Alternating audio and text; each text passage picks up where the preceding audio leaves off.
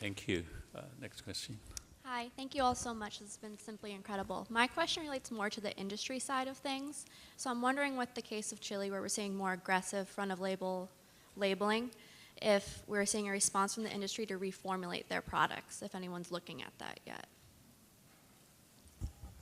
We're studying the reformulation very carefully in every country we work in, which is around 8 or 9. And indeed, in Chile, because of the warning label, enormous reformulation, and some of it really wonderful. Getting rid of some sodium, it's a win in every way.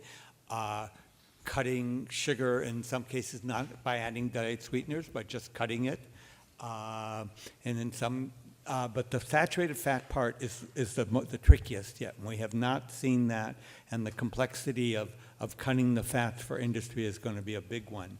And so that's probably one of the new frontiers for food science and industry. But certainly on sugar, just like with trans fats, we saw the trans fat cuts, but for baking products, we saw an increase in saturated fats when they cut the trans fats. Minor, but not trivial, and a population level. So yes, we're studying the reformulation and following it very carefully, because we're trying to get healthy diets, and part of that is getting healthier foods. Now, cutting a little sodium we'd rather have whole wheat bread with a little less sodium, but at least we'll get part of the way. Well, one final question. I would like to thank all the speakers and specifically ask Dr. Roundell a question. In your model, you put food industry as having a huge impact on what they offer and therefore what we eat. And but I don't always think that food industry is necessarily at all times the enemy. I think their model is quite predictive. They're trying to optimize profits. So can we use part of our advocacy is to better inform industry what the future of tomorrow is going to be? And I certainly think that that's more healthier options. I think they are responsive, and especially when it comes to fats, they are offering us plenty of low-fat products now. And so can we use the same agenda towards sugar?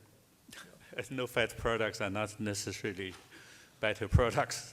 Actually, Right, most right. of the So, products are loaded with sugar and the refined starch, and I don't think we want to repeat this low-fat situation for sugar. You can imagine that a lot of no-sugar products can be loaded with unhealthy fats and the refined carbs. Yeah, and I agree with your basic point that the food industry is a lot of players doing a lot of different things. And there are some players within that universe who are doing good work, and one can interact with them in very constructive ways. And then there are others who are doing less good work, and it's more difficult to interact with them. But I think the idea of having open conversation with the food industry is a completely good one. You know, we talk with the food industry folks a lot. We don't take any money for it. And I think avoiding conflicts of interest is a pretty good idea. But yes, I think conversations between scientists in the industry are likely to be very helpful. At the same time, without regulations, we are not going to get the right kind of level playing field, and we are not going to get the kind of change. We've seen it in country after country. With all the so-called voluntary marketing controls, other things. And we also see it in a very critical way. We got rid of trans fats in the US and Chile, but next door you go to Peru and they've got the same product they sell in Chile, full of trans fats. We got rid of sodium in a lot of our products and cut it, the US and Western Europe, but you go down to other countries and the same product has the sodium still in it.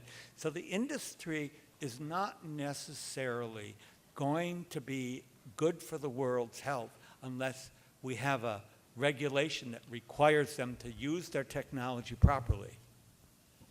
Agreed. Okay, thank you very much. Thank you for